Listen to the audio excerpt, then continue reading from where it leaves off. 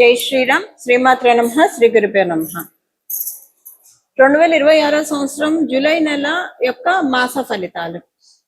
ఈ జూలై నెలలో గోచారంలో ఉన్న గ్రహ గమనాలు ఏ విధంగా ఉన్నాయి? వృషభ రాశిలో మంగళ సంచారం ఈ మాసం మొత్తం కూడా మంగళ సంచారం వృషభ రాశిలో ఉంటుంది. రవి సంచారం మిథున రాశిలో 16వ తారీఖు వరకు కూడా మిథున రాశిలో రవి సంచారం ఉంటుంది. 17వ తారీఖు నుంచి ఆయన కర్కాటక రాశిలోకి ఆయన సంచారం సాగిస్తారు. అప్పుడే మనకి ఇంకా దక్షిణాయన పుణ్యకాలం కూడా ప్రారంభం అవుతుంది. అప్పటి నుంచి బుధుడు వక్రగతిలో ఉన్నాడు కాబట్టి ఈ నెలలో ఆయన సంచారము కర్కాటక రాశి మిథున రాశిలో ఆయన సంచారం ఉంటుంది. శుక్రుడు ఈ వారం మొదట్లో 5వ తారీఖు వరకు 4వ తారీఖు వరకు కర్కాటక రాశిలో సంచారం చేస్తూ 5వ తారీఖు నుంచి ఆయన సంచారాన్ని సింహరాశిలో ఉంటుంది. ఆయన సంచారం సింహరాశి, శుక్రాచార్యుల వారి సంచారం సింహరాశిలో ఉంటుంది.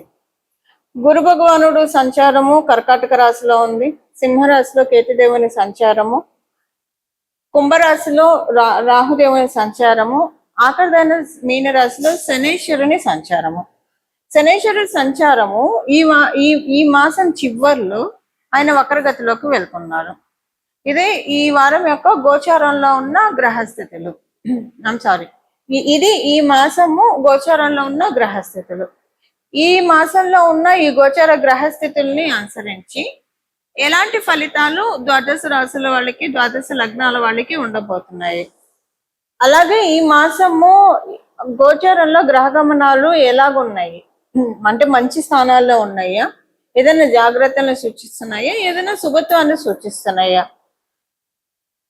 ప్రత్యేకాంశం ఏంటంటే గోచారంలో ఈ మాసం చివరిలో శనేశ్వరుడు వక్రగతిలోకి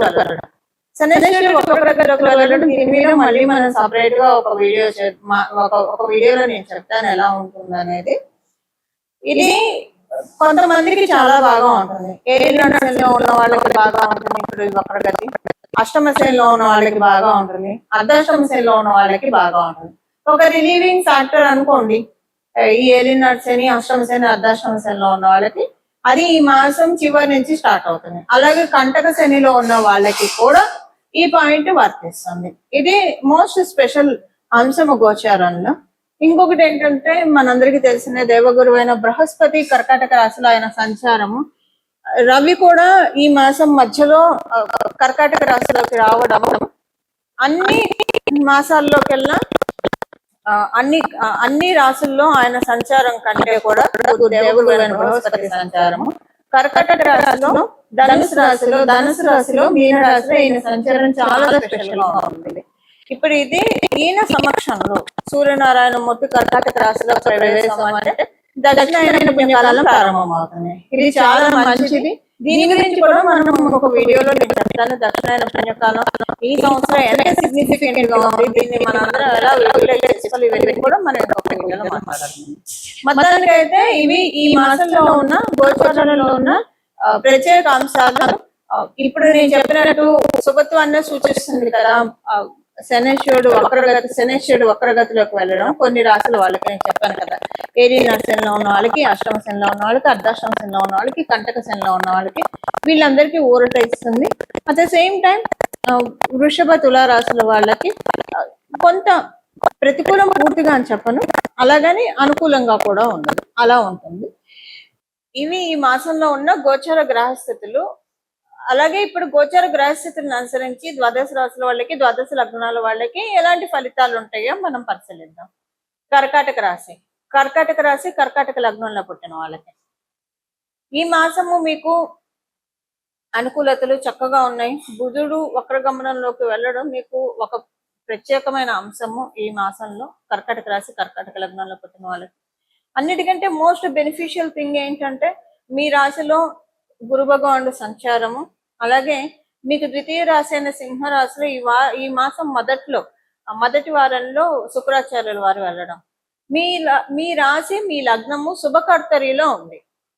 ఇప్పుడు ఒక పసిపిల్లలకి ఉన్నారంటే ఆ పసిపిల్లలకి తల్లి ఉండి, తండ్రి ఉండి, అమ్మమ్మ, నానమ్మ, అలాగే తాతగారులు ఉంటే ఎంత గారంగా చూసుకుంటారు, అంత గారంగా ఉంటుంది ఇప్పుడు మీకు.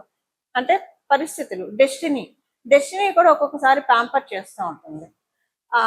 అంటే మనకి ఏది జరిగితే మనం సంతోషపడతాం, అది డెస్టినీ మనకిస్తుంది. అదే గారం చేయడం అంటే, డెస్టినీ గారం చేయడం అంటే. అది ఇప్పుడు చూస్తారు. కర్కాటక రాశిలో పుట్టిన వాళ్ళు, కర్కాటక లగ్నంలో పుట్టిన వాళ్ళందరికీ కూడా అనుకున్న పనులు అనుకున్నట్లు నెరవేరుతాయి.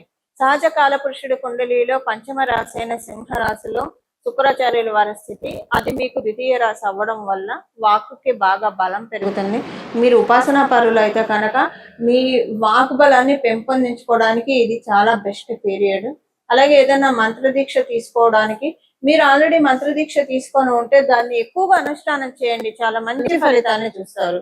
ఈ మాసంలో మీరు లక్ష్మీ అమ్మవారికి సంబంధించిన పూజ ప్రత్యేకించి మీరు చేస్తే చాలా మంచిది. కర్కాటక రాశి, కర్కాటక లగ్నంలో పుట్టిన వాళ్ళు అమ్మవారి ఆలయానికి వెళ్ళి అమ్మవారి ఆలయాన్ని సందర్శించడం, శ్రీ మహాలక్ష్మి అమ్మవారి ఆలయానికి, ఇలా ఏదైనా అమ్మవారికి సంబంధించిన స్తోత్రాలు చదువుకోవడం, వీటన్నిటికీ కూడా చాలా మంచిది. పిల్లల గురించి మంచి పాజిటివ్ విషయాలు వింటారు. పిల్లల గురించి మీ చుట్టూ ఉన్న వాళ్ళు చెప్తారు. సపోజ్ వాళ్ళు కాలేజీలో చదువుకుంటే లేదా స్కూల్లో చదువుకుంటే వాళ్ళు మీకు మంచి ఫీడ్బ్యాక్ ఇస్తారు, చాలా పాజిటివ్ ఫీడ్బ్యాక్ ఇస్తారు, ఇంప్రెసివ్ ఫీడ్బ్యాక్ ఇస్తారు. ఒకవేళ మీ పిల్లలు కనుక విద్య పూర్తయింది, ఉద్యోగంలో ఉన్నారు, అక్కడి నుంచి కూడా వాళ్ళ నుంచి గుడ్ న్యూస్ ఉంటారు. మీరు మీ పిల్లలకి వివాహ ప్రయత్నాలు చేస్తూ ఉంటే మీ చేసే ప్రయత్నాలన్నీ సఫలీకృతం అవుతాయి. ఈ విధంగా ఒక రకంగా చెప్పాలంటే శుభ పరంపర ఈ మాసంలో చాలా చక్కగా ఉంది కర్కాటక రాశిలో పుట్టిన వాళ్ళకి, కర్కాటక లగ్నంలో పుట్టిన వాళ్ళకి. దానికి మేజర్ కారణం ఏంటంటే మీ రాశిలో గురువు, దేవగురు అయిన బృహస్పతి, మీకు తదుపరి రాశి అయిన సింహ రాశిలో అసురు గురువైన శుక్రాచార్యుల వారి సంచారం, బుధ భగవానుడు వక్రించి ఉండడం, ఇవన్నీ కూడా సో మెనీ గుడ్ ఫ్యాక్టర్స్ తోటి కర్కాటక రాశి అలాగే కర్కాటక లగ్నంలో పుట్టిన వాళ్ళందరూ ఉన్నారు. ఉద్యోగస్తులకి అనుకూలమైన సమయం చాలా బాగా ఉంటుంది. ఉద్యోగస్తులందరికీ ఈ మాసం చివరిలో ఒక గుడ్ న్యూస్ వింటారు. అది మీకు వేరే చోట మంచి ఆఫర్ వచ్చిందన్న గుడ్ న్యూస్ కావచ్చు, లేదా మీరు ఉన్న చోట ఏదైనా మంచి మార్గం, మీకు ఇష్టం లేని విషయం ఏదైనా ఉంటే అది మారుతుంది. అది ఒక గుడ్ న్యూస్ గా మీరు చాలా హ్యాపీగా ఫీల్ అవుతారు. వ్యాపారస్తులకి ఈ మాసము అంతా కూడా బాగా ఉంటుంది. ఈ మాసం చివరిలో ఇంకా బాగా ఉంటుంది. చాలా మంచి మార్పులు చూస్తారు వ్యాపారస్తులు. స్టార్టింగ్ నుంచి బాగా ఉంటుంది. అసలు ఈ మాసం చివరిలో అన్ఎక్స్పెక్టెడ్ గెయిన్స్ మీరు చూస్తారు. చాలా సంతోషంగా అనిపిస్తుంది. ఈ మాసం కూడా శుభ పరంపరతో ఫిల్ అయ్యింది కర్కాటక రాశి, కర్కాటక లగ్నంలో పుట్టిన వారందరికీ కూడా. పరిహారము, ఈ మాసంలో చేసుకోవాల్సిన పరిహారము, మనము గోచరంలో ఉన్న గ్రహ స్థితుల గురించి మొత్తం చూసాము, ఎలా ఉంటాయి ఫలితాలు కూడా మనం చూసాము. ఇందులో శనేశ్వరుడు వక్రగతిలోకి వెళ్ళడము ఒక చాలా మంచి విషయము. అంటే వక్రగతిలోకి ఆయన వెళ్ళేది కుంభరాశిలోకి అవ్వడం వల్ల, అంటే కుంభరాశి వైపే కాబట్టి ఇది ఒక మంచి విశేషాంశము. అందువల్ల దీనిలో అన్ని బ్లెస్సింగ్స్ తీసుకోవడానికి, శనేశ్వరుడు బ్లెస్సింగ్స్ తీసుకోవడానికి, అందున ప్రత్యేకించి ఏలినాటి శని ఉన్న వాళ్ళు, అష్టమ శని ఉన్న వాళ్ళు, అర్ధాష్టమ శని ఉన్న వాళ్ళు, కంటక శని ఉన్న వాళ్ళకి ఇప్పుడు అది ఎవరెవరో నేను చెప్తాను. ఏలినాటి శనిలో ఉన్న వాళ్ళు ఇప్పుడు కుంభరాశి, మీనరాశి వాళ్ళకి ఏలినాటి శని ఉంది, కుంభరాశి వాళ్ళకి ఏలినాటి శని ఉంది, అలాగే మేషరాశి వాళ్ళకి కూడా ఏలినాటి శనిలోనే ఉన్నారు. అర్ధాష్టమ శనిలో ఉన్న వాళ్ళు ఎవరు? ధనుసు రాశి వాళ్ళు. అష్టమ శనిలో ఉన్న వాళ్ళు సింహరాశిలో ఉన్నవాళ్ళు. కంటక శని ఎవరికి ఉంది? మిథున రాశిలో ఉన్న వాళ్ళకి. సో ఈ రాశుల్లో ఉన్న వాళ్ళకి కావచ్చు, లేదా ఇప్పుడు నేను చెప్పిన రాశులు లగ్నాల్లో ఉన్న వాళ్ళకి అష్టమ శని, అర్ధాష్టమ శని, ఏలినాటి శని, కంటక శని ఇవన్నీ ఉన్నాయి. ఇది దీంట్లోంచి ఇప్పుడు బయటపడటానికి మంచి సమయము. అంటే తర్వాత ఇప్పుడు ఏలినాటి శని కుంభరాశి వాళ్ళకి అయిపోతుంది అనుకోండి నెక్స్ట్ ఇయర్, కానీ మీనరాశి వాళ్ళకి ఉంటుంది, మేషరాశి వాళ్ళకి ఉంటుంది, తర్వాత నెక్స్ట్ ఇయర్ వృషభ రాశి వాళ్ళకి కూడా స్టార్ట్ అవుతుంది.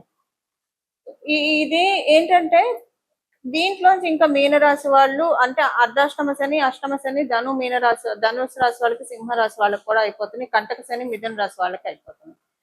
సో మేజర్ గా మీనరాశి వాళ్ళకి, మేషరాశి వాళ్ళకి ఇప్పుడు ఇది ఒక మంచి ఆపర్చునిటీ అందరికీ కూడా. ఇప్పుడు శనేశ్వరుడు యొక్క అనుగ్రహాన్ని పొందడానికి ఇబ్బందులు లేకుండా, కర్మకారకుడు కాబట్టి మనకి సమన్యాయం చేసే గ్రహం కూడా, అన్ని గ్రహాలు సమన్యాయం చేసిన సాటర్న్ కొంచెం ప్రతిదీ కూడా లెక్కలు కరెక్ట్ గా తెలుస్తారు కాబట్టి మనం చేసుకోవాల్సిన శనీశ్వరుడికి సంబంధించిన పరిహారమే చేసుకోవాలి.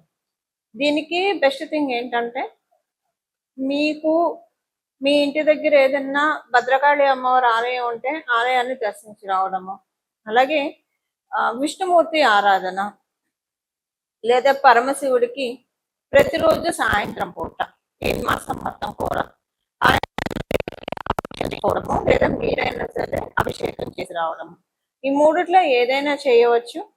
అసలు ఇవేం చేయలేమని అనుకున్న వాళ్ళు ప్రతిరోజు మీకు ఏ గుడి కుదిరితే ఆ గుడికి చెప్పులు లేకుండా కాళ్ళకి వీలుంటే, మీకు అవకాశం ఉంటే కనుక కాళ్ళకి చెప్పులు లేకుండా వెళ్ళి దర్శనం చేసుకున్నాను. అవకాశం లేని వాళ్ళు, అంటే కొంతమందికి షుగర్ ఇలాంటి ప్రాబ్లం ఉన్న వాళ్ళు చెప్పులు లేకుండా నడవలేరు. సో అలా మీకు ఆరోగ్యరీత్యా ఇబ్బందులు ఉంటే చెప్పులు వేసుకొని వెళ్ళవచ్చు. బట్ వీలుంటే ఈ మాసం మొత్తం కూడా ఏదో ఒక దేవాలయానికి ప్రతిరోజు కుదిరితే ఒకటే టైంలో దర్శనం చేసుకోండి, చాలా మంచి ఫలితాలు వస్తాయి. ఒకవేళ ఒకటే టైంలో చేసుకోవడానికి కుదరలేదు, మీరు పొద్దున సాయంత్రము మీకు ఎప్పుడు కుదిరితే అప్పుడు, సాయంత్రం అయితే మళ్ళీ స్నానం చేసి శుచిగానే వెళ్ళాలి దేవాలయానికి. ఉదయాన్నే అయితే స్నానం చేసి ఉదయాన్నే అయితే ఇంకా బెస్ట్. సో మీకు ఏ టైంలో కుదురుతుంది ఆ టైంలో మీరు దేవాలయానికి వెళ్ళడానికి ప్రయత్నించండి. ఇప్పుడు నేను చెప్పిన వీటిలో ఏదైనా చేసుకోవచ్చు, లేదా రోజు లలిత సహస్రనామం చదివినా కూడా మంచి ఫలితాలు వస్తాయి. వీటిలో ఏదైనా చేసుకుంటే కనుక శనీశ్వరుడు మంచి ఫలితాల్ని ఇవ్వడానికి చాలా చక్కటి, అంటే ఇప్పుడు ఉన్న ఈ వక్రగతిలో ఉన్న శనీశ్వరుడు చాలా మంచి రిజల్ట్స్ ఇవ్వడానికి అందరికీ కూడా అవకాశం చక్కగా ఉంటుంది. ఇవి ఈ మాసం యొక్క గోచర గ్రహస్థితుల్ని అనుసరించిన ఫలితాలు, అలాగే తదనుగుణంగా చేసుకోవాల్సిన పరిహారం. ఇలాగా మనందరం కూడా భగవత్ కృపకి పాత్రలు అవ్వాలని చెప్పి మనస్ఫూర్తిగా నేను కూడా పరమశివుణ్ణి శిరస్సు వంచి ప్రణామం చేస్తూ మంగళం. నమో భగవతే వాసుదేవాయ.